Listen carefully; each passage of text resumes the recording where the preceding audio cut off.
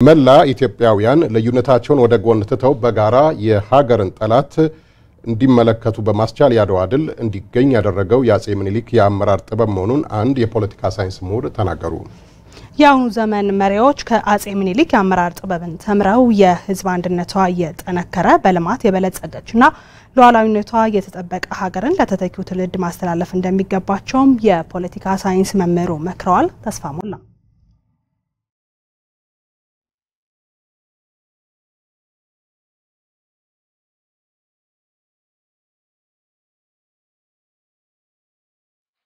የካቲት 23 ቀን 1888 ዓ.ም አጼ ምኒልክ መላ ኢትዮጵያውያንን ባንድነት አሰልፈው አድዋ ላይ ዘመናዊ የጦር መሳሪያዎችን የታጠቀውንና በዘመናዊ የወታደራዊ ጥበብ የሰለጠነውን የጣሊያን ወራሪ ሰራዊት በአስገራሚ ብቃት ድል በማድረግ በዓለም እስካሁን ድረስ እያነጋገረ የሚገኘውን አስደናቂ ታሪክ ሰርተዋል። አጼ ምኒልክ የጠላትን አሰላለፍና አቅም በመረዳት ለዚያ የሚመጥን ዝግጅት ማድረጋቸውና ኢትዮጵያውያንን ልዩነታቸውን ፈትተው የጋራ የሀገር ጠላትን ለመመከት ባንድነት እንዲሰለፉ ማድረጋቸው የተለየ የአመራር ብቃት እንዳላቸው ማሳያዎች ናቸው ሲሉ የባህር ዳር ዩኒቨርሲቲ የፖለቲካ ሳይንስ ምሁር ረዳት ፕሮፌሰር ያየው ገነት ተናግረዋል። ዳግማዊ አጼ ምኒልክ በወቅቱ የነበረውን በአፍሪካም በኢትዮጵያ ጎረቤት ቅኝ ገዢ ሀገራት ላይ የነበራቸውን የኃይል አስተላለፍ በወቅቱ የተረዱ መሆናቸው፣ በሁለተኛ ደረጃ ደግሞ ለዛ የሚመጥን ዝግጅት የኢትዮጵያን ሕዝብ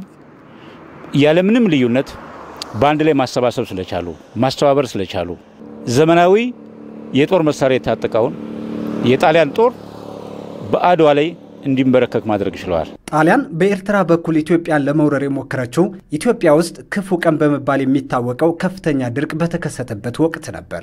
አጼ ምኒልክም ያ ክፉ ቀን ሳያልፍና ሀገሪቱ ሳታገግም ጣሊያን ወረራዋን እንዳታስፋፋ በሰላማዊና በድርድር ችግሩን ለመፍታት እየሞከሩ ጦርነቱን ያዘገዩበት መንገድም ሌላኛው የአጼ ምኒልክ ጥበብ እንደነበርም ረዳት ፕሮፌሰር ያየው ገነት አብራርቷል። ኢትዮጵያ ውስጥ ከፍተኛ የሆነ ድርቅ ነበር። በአጠቃላይ ክፉ ቀን ነበር። በዛ ክፉ ቀን ቶሎ ወደ ጦርነቱ ባለመሄድ ጦርነቱን ቀስ አድርጎ በማዘግየት ወደ ጦርነቱ መግባታቸው ይሄ ዲፕሎማሲያዊ ብቃታቸው ነው። ይሄ ከጦርነት ይልቅ መጀመሪያ በድርድር በሰላማዊ መንገድ ለመፍታት ሞክረዋል። ይሄ አንደኛው መንገዳቸው ነው። በሌላ በኩል በወቅቱ ቅኝ ገዢ አውሮፓ ሀገራት የኢትዮጵያን ጎረቤት ሀገሮች በቅኝ ግዛት ይዘው ነበርና ሁሉም በአንድነት ተባብረው ኢትዮጵያን መውረድ እንዳይችሉ ዳግማዊ አጼ ምኒልክ ከቅኝ ገዢዎቹ ጋር በተናጠል ደብዳቤ በመጻጻፍ የፈጠሩት ዲፕሎማሲ ጠላቶቻቸውን መቀነስ አስችሏቸዋል። ጣሊያንንም በተናጠል ገጥሞ ድል ማድረግም አስችሏቸዋልና ከዚህ የላቀ አመራር ጥበብ አልነበረም ሲሉም የፖለቲካ ሳይንስ ምሁሩ ገልጿል። በወቅቱ ኢትዮጵያ በቅኝ ገዢ በወራሪ የአውሮፓ ሀገራት ተከባን የነበረው እንግዲህ በዚህ ከበባ ውስጥ በመሆን ምኒልክ እንግዲህ ምንድን ያደረጉት ሲፈልጉ ከጣሊያን ጋር በሰላማዊ መንገድ ችግሩን መፍታት አለብን በሚል ሄዳሉ። በሌላ በኩል ደግሞ ከፈረንሳይ ጋር ደግሞ ሌሎች ዲፕሎማሲያዊ ግንኙነቶችን ያደርጉ ነበር። በሌላ በኩል ደግሞ ከእንግሊዝ ጋርም ግንኙነት ነበራቸው። ያ ማለት ምንድነው ከሁሉም ሀገራት ጋር የራሳቸውን የቻለ የዲፕሎማሲ ግንኙነት ነበራቸው። ይሄ የእሳቸው ጥበብ ነበር። ይሄ ተጠቀሙት ዲፕሎማሲው ጥበብ ይሄ ነው።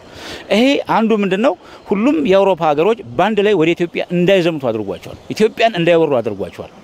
ስለዚህ የአውሮፓ ሀገሮች እርስ በርስ በጥርጣሬ እንዲተያዩ ማድረግ ችሏል። በዳግማዊ አጼ ምኒልክ የአመራር ጥበብ ኢትዮጵያውያን ያለ ልዩነት የጋራ ጠላታቸውን በመታገል አድዋ ላይ ደማቅ ድልና ታሪክ አስመዝግበዋል። የመላው አፍሪካውያን ብሎም የጥቁር ሕዝብ ሁሉ የነጻነት ተምሳሌት ሆነዋል።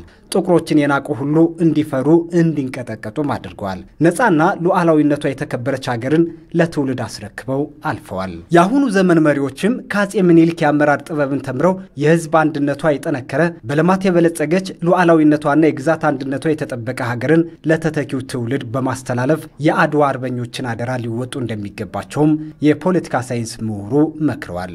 በአድዋ ወቅት የነበረው ነጻ የሆነች ሉዓላዊት የሆነች የተከበረች ኢትዮጵያን ለትውልድ ማስተላለፍ ነበር። ዳግማዊ አጼ ምኒልክ ይሄን አድርገዋል። በአድዋ ድል ሁሉም ኢትዮጵያዊ ከየትም ተሰባስቦ ነጻ የሆነች ሀገር እንዳስረከበን ሁሉ ዛሬ ደግሞ በዚች ሀገር ላይ በየትኛውም ቦታ የህዝብ ተዘዋውሮ የመስራት መብቱ መከበር አለበት። የፖለቲካ ነጻነቱ ሊጠበቅለት ይገባል። ለስልጣን ሲባል ህዝብንን መከፋፈል አያስፈልግም። ህዝብን ሊከፋፈሉ የሚችሉ አጀንዳዎችን መስጠትም አያስፈልግም። ይልቁንስ ህዝቡ በልማት አማካይነት ወደ አንድ እንዲተሳሰር አንድ የሆነች ኢትዮጵያን ያውም ደግሞ የተለወጠች ኢትዮጵያን ሀብት ደግሞ ከህዝብ አለ የተፈጥሮ ሀብት አለ ይሄን አቀናጅቶ ይህን ህዝብ መቀየር ያስፈልጋል አደረው ይሄ ነው የአድዋ ድል ዛሬም ድረስ የዳግማዊ አጼ ምኒልክን የአመራር ብቃትና የኢትዮጵያውያንን ጀግንነት በዓለም አቀፍ ደረጃ አግዝፎ የሚያሳይ የታሪክ ምዕራፍ ሆኖ ቀጥሏል